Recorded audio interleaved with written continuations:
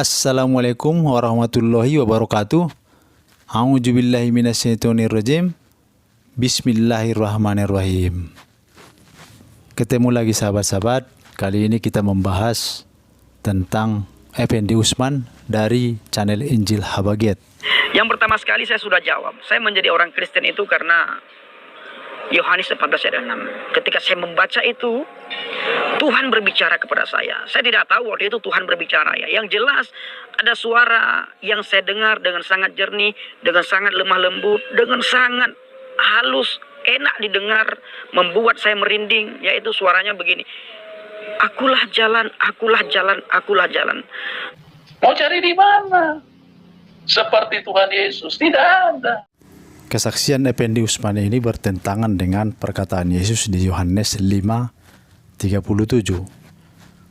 Tuhan tidak pernah bisa didengar suaranya, sementara Effendi Usman mendengar suara Tuhan.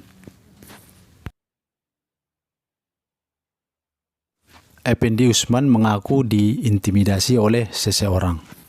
Sempat terjadi diskusi Bapak Ibu, bahkan orang tersebut sempat mencaci maki saya, sempat mengancam saya, dan sempat mengusir saya. Yang bener lu. Sempat mengancam saya dan sempat mengusir saya. Alah kentut, bohong lu.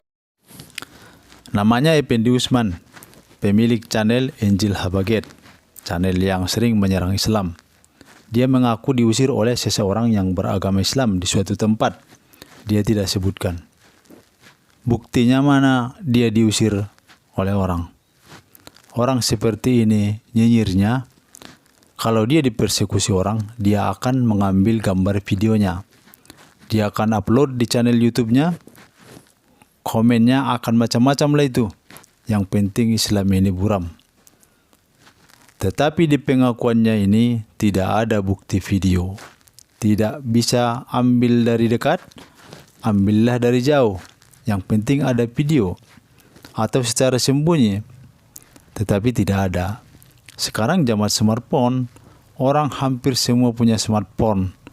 Di mana-mana sekarang kalau ada peristiwa, orang langsung abadikan dengan smartphone yang dia miliki.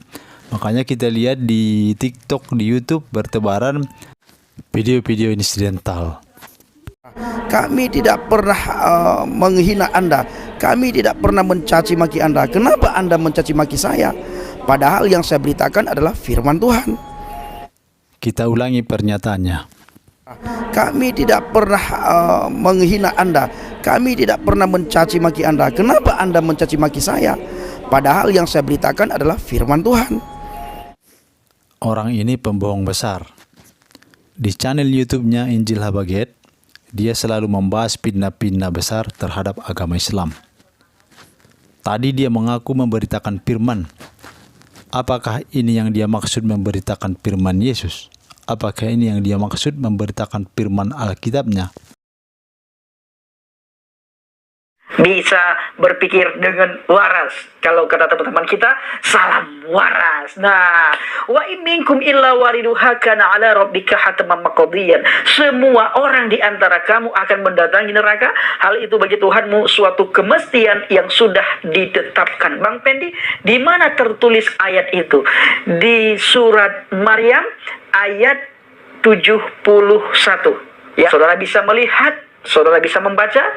Kalau bahasa Indonesianya, semua orang di antara kamu akan mendatangi neraka. Hal itu bagi Tuhanmu suatu kemestian yang sudah ditetapkan. Ingat saudaraku, semua orang di antaramu, semua orang di antara kita akan mendatangi neraka. Hal itu bagi Tuhanmu suatu kemestian yang sudah ditetapkan.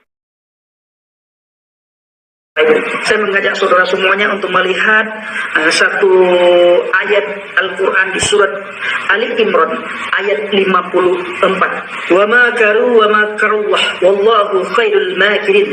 Wa makaru wa makarullah wallahu khairul makirin. Artinya orang-orang kafir itu membuat tipu daya dan Allah membalas tipu daya mereka itu, dan Allah sebaik-baik pembalas tipu daya. Kita akan melihat terjemahan yang paling tepat. Lalu apa arti kata khairul? Kita buka di situs ilmu pengetahuan Bapak Ibu tentang arti nama khairul. Kita dapatkan bahwa arti dari kata khairul adalah sebaik-baiknya, best of the best, yang terbaik, nomor satu, number one. Bapak Ibu coba tanyakan, apa arti khairul makirin? Mereka sudah pasti akan menjawab penipu nomor satu atau penipu ulung, penipu nomor wahid, Bapak Ibu, penipu nomor satu. Ini adalah nama Allah yang sah, Bapak Ibu, Asmaul Husna yang ke-100, namun tidak pernah dipublikasikan oleh saudara kita umat Islam.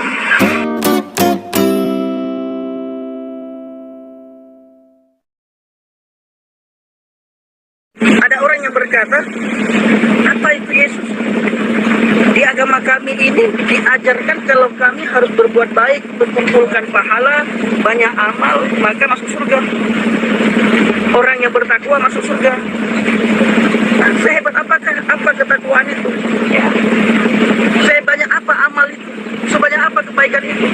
Bila dibandingkan dalam sehari semalam antara kesalahan dan pahala yang kita lakukan, mana banyak? Ya, berarti amal soleh dan pemberian kita, uang kita tidak menyelamatkan. Tidak menyelamatkan. Saat ibadah kita tidak menyelamatkan. Bukan. Wujud, jelas. Bukan Muhammad jadi Allah. Allah itu cuma nama. Wujudnya itu adalah Muhammad, rupanya jadi insan itu sebenarnya Muhammad. Muhammad itu sebenarnya wujud Allah.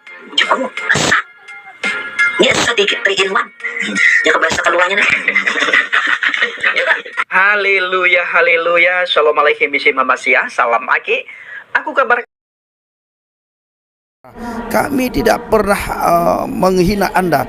Kami tidak pernah mencaci maki Anda. Penipu kamu itu. Pembohong kamu itu. Ya, penipu kamu itu. Lalu dia berkata, apabila Anda tidak pergi dari kampung ini, maka saya akan panggil semua masyarakat untuk mengusir Anda, bahkan untuk menangkap Anda. Kami tidak segan-segan menghakimi Anda. Darah Anda halal, bla bla bla bla. Mampus lo. Lu pikir gue percaya sama omongan lu? Bapak Ibu, di saat saya melakukan penginjilan, banyak hal di lapangan saya alami. Intimidasi, tekanan, bahkan ancaman demi ancaman.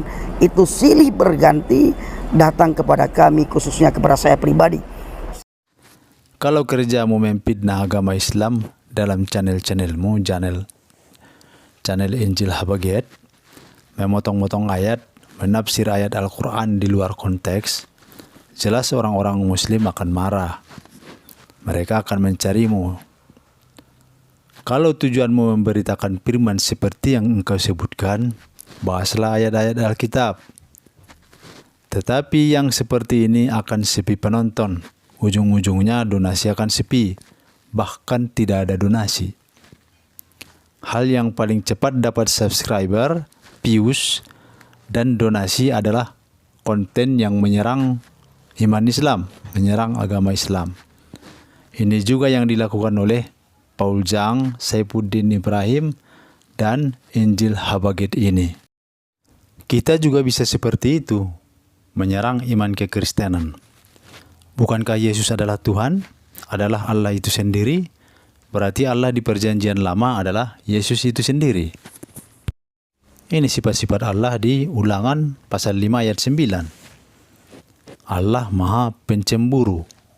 Allah maha membalaskan. Bahkan Allah membalaskan kesalahan bapa kepada anak-anaknya, kepada turunan yang ketiga dan keempat dari orang-orang yang membenci aku. Berarti Allah itu maha membalaskan. Jadi kalau ada orang yang membenci Allah, maka Allah akan membalaskan sampai keturunan keempat. Itu bagaimana? Katanya orang-orang Muslim sudah pasti mendatangi neraka. Itu dia baca di surah Maryam ayat 71.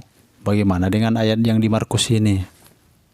Yesus mengatakan di Markus pasal 9 ayat 49, karena setiap orang akan digarami dengan api. Jadi setiap orang akan digarami dengan api. Maksudnya apa? berarti setiap orang masuk neraka. Anda percaya onta masuk lubang jarum? Bisakah onta masuk lubang jarum?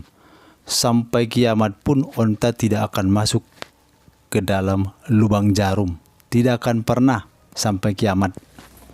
Sekarang silahkan baca Matius pasal 19 ayat 24. Yesus mengatakan, sekali lagi aku berkata kepadamu, lebih mudah seekor unta masuk melalui lubang jarum daripada seorang kaya masuk ke dalam kerajaan Allah. Jadi sampai kiamat pun orang kaya di Kristen tidak akan masuk surga, tidak akan masuk kerajaan Allah. Karena patokannya adalah lebih mudah unta masuk melalui lubang jarum. Sementara unta masuk lubang jarum sampai kiamat pun tidak akan masuk.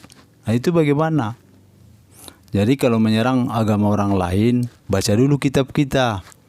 Jangan langsung dengan semangat tinggi menyerang agama orang lain, tetapi Alkitabmu tidak begitu kuat pertahanannya.